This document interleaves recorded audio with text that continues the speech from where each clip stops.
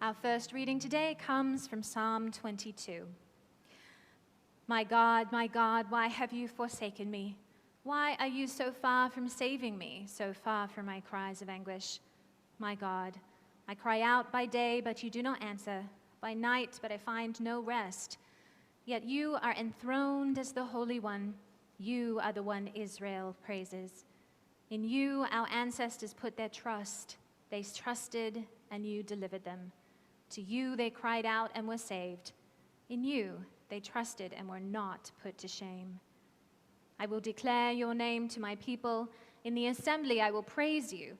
You who fear the Lord, praise him. All the descendants of Jacob honor him. Revere him, all you descendants of Israel. For he has not despised or scorned the suffering of the afflicted one. He has not hidden his face from him, but has listened to his cry for help. From you comes the theme of my praise in the great assembly. Before those who revere you, I will fulfill my vows. And from the Gospel of Luke, chapter 6, verses 37 to 42. Do not judge, and you will not be judged. Do not condemn, and you will not be condemned. Forgive, and you will be forgiven. Give, and it will be given to you. A good measure, pressed down, shaken together, and running over will be poured into your lap. For with the measure you use, it will be measured to you. He also told them this parable. Can the blind lead the blind? Will they not both fall into a pit? The student is not above the teacher, but everyone who is fully trained will be like their teacher. Why do you look at the speck of sawdust in your brother's eye and pay no attention to the plank in your own eye? How can you say to your brother, "Brother, let me take the speck out of your eye," when you yourself fail to see the plank in your own eye? You hypocrite, first take the plank out of your own eye, and then you will see clearly to remove the speck from your brother's eye. May God bless the hearing and the living of this word. And from the writings of Emanuel Swedenborg, Secrets of Heaven, number 8573, passage 2. As regards the nature of intercession, all love holds intercession within it, and so does all mercy, since mercy is the characteristic of love. Anyone who has love or who has mercy is interceding constantly, as the following examples demonstrate. The husband who loves his wife wishes her to be well received and well treated by others. He does not express this wish in actual words, but it is constantly in his thinking, so that he is silently requesting it and interceding for her. Parents do the same thing for their children whom they love. It is likewise what a person governed by charity does for his neighbor, and what one is moved by friendship does for a friend.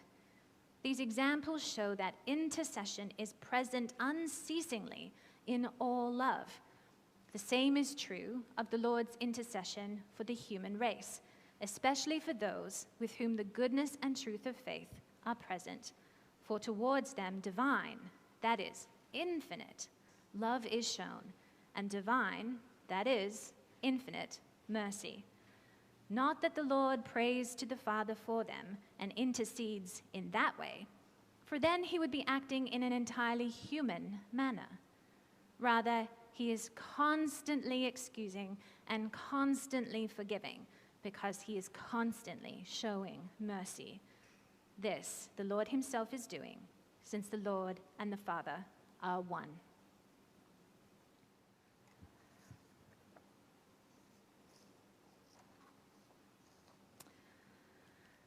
Well, friends, welcome to the third installment in our Lenten series, Grounded, Goodness by Design. I'm going to open our sermon today with a reading from Tara Brack's book, Trusting the Gold, in which we hear the teaching of the second arrow. One day, it is said, the Buddha was talking to a group of his followers about our habit of being down on ourselves when something goes wrong. and how that only imprisons us in suffering. Noticing that one of the young men there looked puzzled, he invited him forward and asked, "If a person is struck by an arrow, is it painful?" Probably thinking that was a pretty obvious question, the student responded, "Well, yes, it is." Nodding, the Buddha went on, "And if that same person is then struck by a second arrow, would that be even more painful?" The student replied, "Yes, it would be." The Buddha then explained, "In life, difficulty naturally arises. Things don't go as we wish, or we have an accident, or we get sick. We can't always control that first painful arrow. However," he went on, "we can add to our pain by the way we react to what's happening."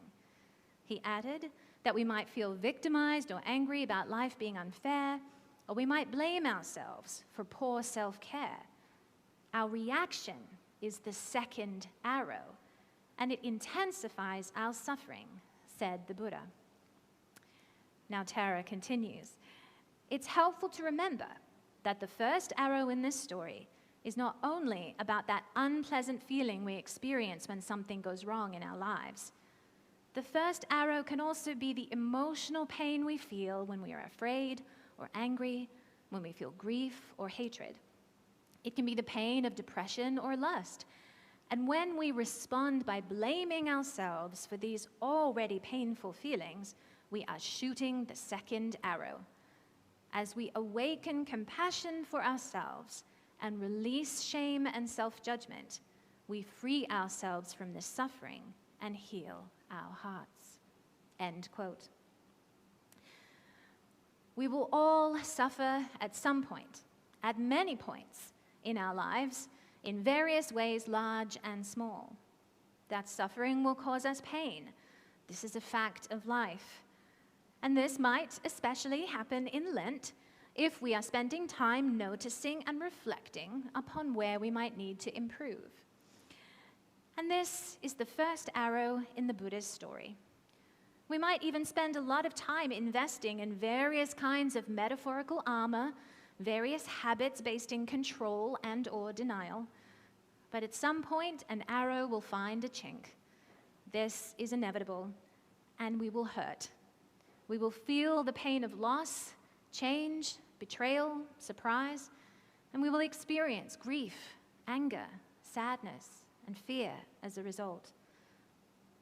But then, sometimes a curious thing happens. We start having feelings about our painful feelings, judgy feelings. Our self-talk might start sounding like, "Why aren't you over this yet? Why are you making this so hard? Just buck up, okay? You're stronger than this.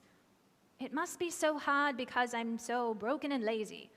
Or only a terrible person would feel such resentment or anger. Just stop being such a coward."